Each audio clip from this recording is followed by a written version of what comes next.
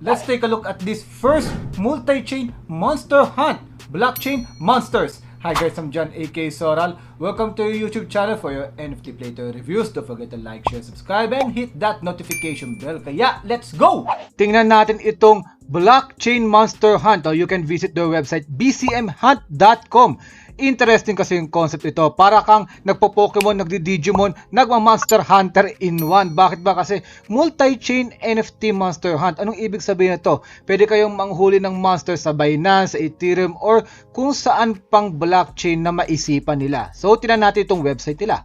Makulay, ito yung expect natin ng mga monster. Yan. So, ito yung partners na medyo madami. Tapos, makakilala na rin like Animoca Brands and Chain Boost. Tapos nandito rin yung iba't ibang mga VC na pwede yung i-check, pero if you've been on crypto or NFT for a while, medyo kilala na tong mga to. Ito nga nabanggit ko, no, pwede nyo siyang laruin, di ba, sa iba't ibang blockchain. Pati yung token nila, pwede nyo i-trade or bilhin sa iba't ibang blockchain. Ayan, so may mga token address siya sa Polygon, Binance, Ethereum. Pwede nyo mabili sa Uniswap, PancakeSwap, QuickSwap, Gate.io at Mexi.com. So, medyo credible na yung pag nasa Gate.io, di ba? At nandito naman, Catch Power Insurance Governance yung kanilang binibida dito sa website. And mamaya, pwede yung tinatong view tokenomics, pero yung nga, dadaanan natin to sa kanilang white paper. So, ang kailangan nyo lang, i-connect yung wallet nyo, piliin nyo kung anong blockchain nyo, mag-hunt ng monster at makaka-earn kayo ng rewards, pati na rin ng mga battle monsters na to, kasi pwede nyong hulihin at mapasa inyo yung mga NFT na iyon. Ayan, katulad yan, oh, yan, hinuhuli niya yung mga wild na monsters sa mga blockchain natin. So ito daw, thrilling experience daw. Tapos ito yung team nila, no? Parang all-star yung team. Bakit, no? Ex-Facebook tech lead, pati ex-Google senior engineer lang naman yung mga co-founders ito. At ang COO nila, ex-Garena operation lead. At di lang yun, no? Team Docs sila. So yung roadmap nila, ito, Cobblestone launch, no? Since mid-September, pati October pa tong laro na to, nagkaroon ng fair launch sa multi-chain, tapos catch and play to earn for BCMC, then native on-chain marketplace, pati mobile responsive web support. Ito yon. Then ngayon, nasa Q1 2022 na tayo, Sandstone. So we can expect itong NFT Flash Loan, Auto Chess PvP, achievements and quests, staking and farming, pati mga monster skills. Granite or Q2 2022, Multiverse Land NFT, magkakaroon din sila ng Land NFT, Monster Breeding Evolution, so take note yung mga nakabili ng Genesis, alam ko pwede mag-breed. Cross-chain marketplace, pati yung Ambrose chain nila, ito yung magiging parang in-game blockchain nila or tinatawag natin sidechain sa ibang laro. Q3 2022, yung multiverse battles, mining on additional chains, tournaments, pati native mobile apps. Then last sa kanilang roadmap, itong Quartz, Q1 2023 next year, multiverse battle, mining on additional chains, pati Ambrose Universe. So bago tayo pumunta sa kanilang wiki, explore muna natin ito, yung website nila. So pwede yung laruin ngayon na yung kanilang laro via their testnet. Okay, automatic naman yan, ipapalit nyo yan sa testnet kung di pa kayo marunong. Pero meron na tayong videos for that, or sali kayo sa Discord community, i-assist natin kayo. Pwede din kayo kumuha ng referral code, no? Ilalagay nyo lang yung email address, pati wallet address nyo, then get code. Tapos may encyclopedia na sila dito. Let's explore, guys. Ayan. So nandito na yung mga types ng element ng ating mga monsters. Ito yung nababanggit ko, Genesis Monsters. May kita nyo naman, very iconic yung itsura nila. Okay? Iniba-iba lang yung kulay, pati yung elements, pero magkakamukha naman yan.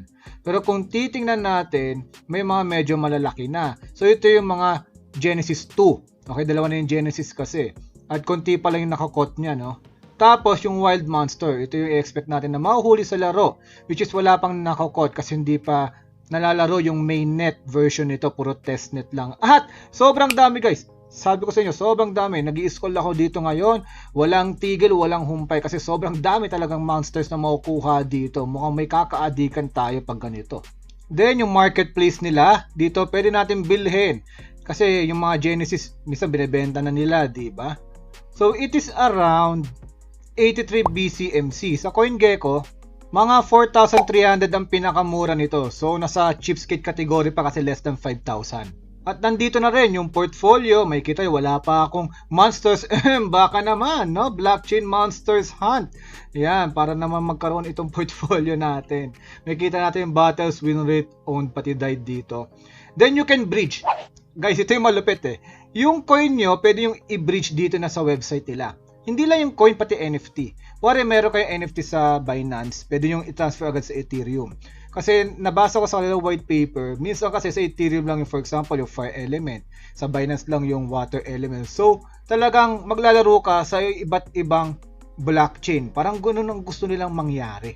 So, dahil nabanggit ko na yung white paper, sige, basahin na nga natin. So, isa-summarize ko na lang, pero ito sabi lang, first NFT game that lives on multi-chain sila. Sila yun, no? Blockchain Monster Hunt. Ito yung nabanggit ko kanina, no? Brings a thrilling new experience. For example, water elemental monsters are only available on Ethereum. For example lang yun. So, ganun ang gagawin nila, guys. Then, yung nga, magde-develop sila ng in-house nila. EVM chain named Ambros para sa low gas fee environment. Then, play to earn revolution nga, mukha naman. Tapos, yung kanilang mga assets or NFT, pati token, yung blockchain monsters, pati yung blockchain monster coin. Okay, yan.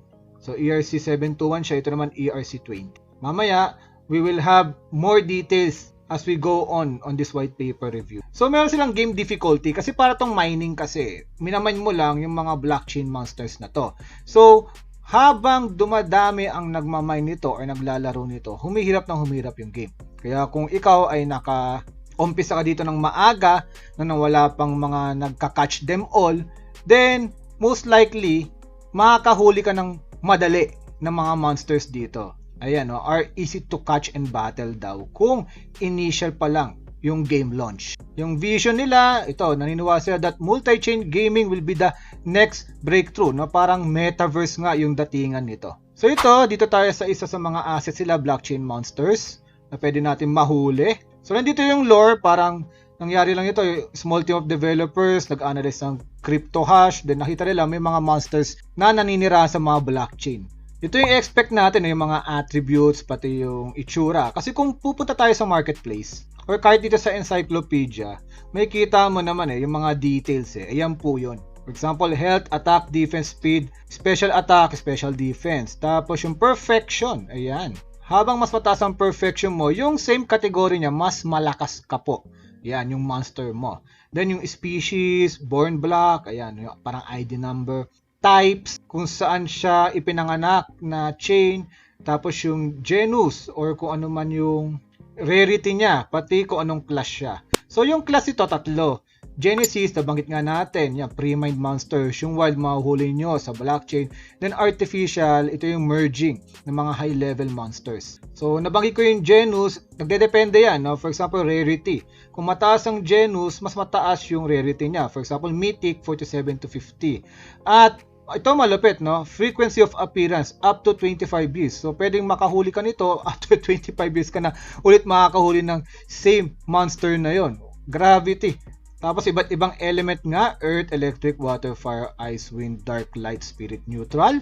At ito nga mga nabanggit natin doon sa kanilang attributes. Yun po lahat yun. So yung Genesis, syempre, no, may advantage ito. Ito yung mga original monsters. Syempre, parang yung mga nakabili nito, re-rewardan din. Kaya, they have the ability to create. Meron silang exclusive staking pool, pati mas versatile at talented po sila. Ito yun, yung GS1, yung nabanggit natin kanina, yung mga mukhang blocks. Tapos yung GS2, ito na, susunod na, medyo mas malaki kaysa sa kanila. So, nasa encyclopedia yung wide species, tama yan, 500 plus po yan, nung magsawa kayo doon. So, magkakaroon din daw ng chain mascots in the future. So, yung BCMC, ito yung token nila. Ito yung governance token nila. Nabanggit nga natin, listed sila sa 6 exchange right now. At pwede nyo itong i-farm through the liquidity pool sa QuickSwap, pati ApeSwap. Nilagyan po nila ito ng maximum security, yung mga LP na yan, yung mga liquidity pool via Gnosis SafeLock. Tokenomics, no, 1 billion total across all chains. Di natin pwede sabihin na dito ay 500,000 sa Ethereum. Di natin alam kasi medyo diverse kasi yan Pwede kang mag-bridge from Binance to Ethereum to Polygon. Kaya pwedeng maiba-iba yung supply talaga. Pero across all chains, 1 billion po yung token nila. yung token supply. So nakalaan doon 40% for mining rewards. Sa public round, 0.5% lang ang nilabas nila. Sa private investors, 9.8%. For the ecosystem and treasury, 17.6%. Marketing and partnership, 14.1%. Then for the teams and advisor, 18%. May mga vesting period po yan. Okay, sa public token, wala. Sa private, 90 to 120 days. So marketing and partnership, linearly over 12 years. Ang tagal, di ba? Sa team and advisor, ma-unlock lang sa 180 days. Then vesting over 2.5 years. For the ecosystem tokens, linearly vested over 6 years. Then for the mining tokens, yung rewards natin, is over 12 years vested sila linearly. Nabanggit nga natin kanina kung paano bumili, ganito lang kadali. Then yung gameplay, no? So maganda, malaro natin to sa testnet, pero banggitin ko na rin dito, like energy, kailangan po yan. Kumbaga ito yung in-game currency at gagamitin nga nila is yung EVM chain na Ambros po dito sa larong ito. Yung energy na yan, pang pay ng fees, teleport, boosting, catching power, competing in battle, topping up stamina, and this is used also for the reward. Pwede ito ma-convert to BCMC afterwards. So yung stamina naman, no, is the score of a monster represents its endurance to handle a battle. Ibig sabihin, mas mataas ang stamina mo, mas marami kang chances, no, na makapag-battle. Kasi habang tumatagal, nade-deduct yan eh. Okay, then kailangan mo ng energy para ma-top up ulit yung stamina ng monsters nyo. So ito soon, no, to come itong laboratory. Pero sabi nga nila, pwede nyo daw dalhin dito para mag-merge ng mga DNA sa mga monsters na yan. To be announced daw, no, yung evolution. Wow, excited daw dito. Then meron silang VIP tier, no. Actually, itong VIP tier sa pagkakaalam ko, kailangan mo mag-hold ng certain amount of token para ma-reach mo to. Dahil meron tong perks like guilds na i-discuss ko mamaya-maya. So for example, yan, nilakihan ko. So sa bronze, bigger reward lang, pero habang tumatagal, na for example, platinum, nandito tayo, pwede ka mag-create ng guild, early feature access, priority, NFT loan. Ito yung parang scholarship nila. Enterprise support, pati premium assets reservation. Yan, pag tumataas na yun. Okay, so madaming perks habang nag-hold ka rin ng token dito. So meron silang video dito. Okay, makikita nyo ito sa YouTube. So ito yung i-expect natin para ka talaga naglalaro ng Pokemon, no? So maganda. So medyo mahaba yung video, no? Panoorin nyo na lang. Pero halos nandito lahat ng details. Okay, so medyo na-excite ako. Na-excite ako doon sa graphics, guys, ha. Para ka na naglaro ng mga Nintendo Switch or sabi natin Game Boy na lang to be realistic. So yung PvE nila, no? Syempre pwede kayong kumita dito by catching some black monsters. Yan, tingnan natin tong visuals na to. So yung nga nabanggit natin, depende sa rarity, pwede mag-appear itong mga monsters na to.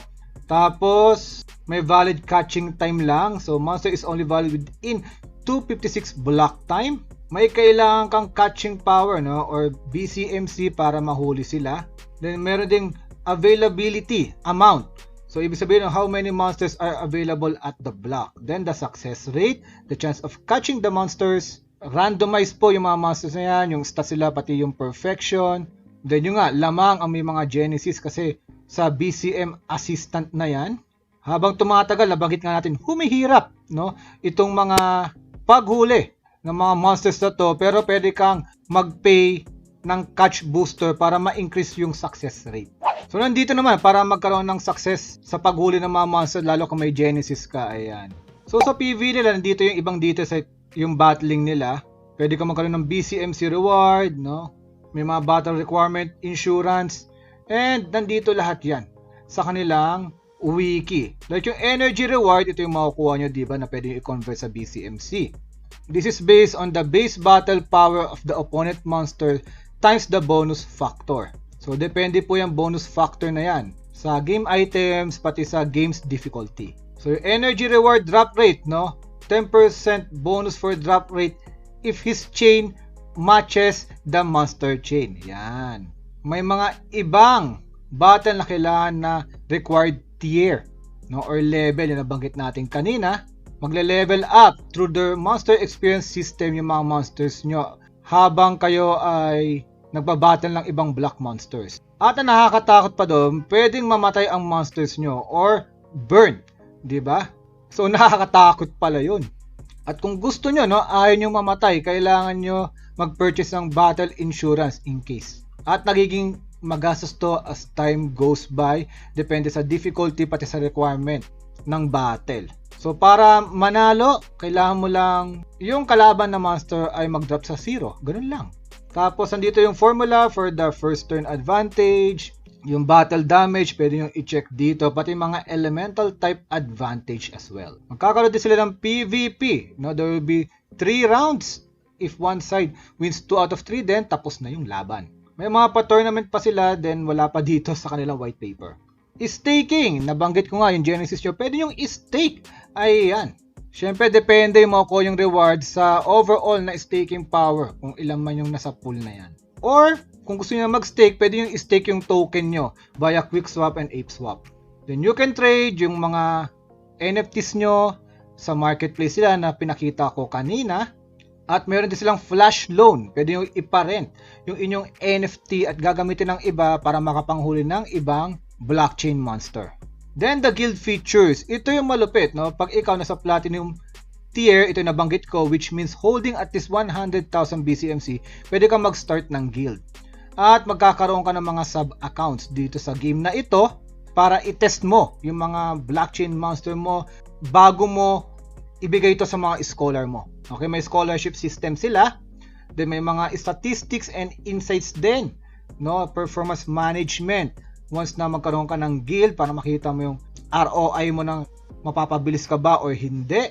Or pag i-improve ng mga strategy. Pati yung mga must payout. Nandyan na rin lahat. Payment history. So right now, their supported chain is Ethereum, Binance, Polygon, and soon ito ng Heco chain. Itong Huobi, Echo chain, Moonbeam, pati yung kanilang gas optimizer chain na Ambros. Kailangan daw ito para ma-minimize yung gas fee, para hindi masyado congested din. At maraming advanced features to provide better solutions for the on-chain gaming experience. So may mga security din ito, which is may POA or Proof of Authority. Then magiging impact ito, yung in-game currency na energy nila. At ito yung mga information about that new blockchain. Na-release ito noong November 8, 2021. Then the mainnet will be released on Q2 2022. So that's it, no?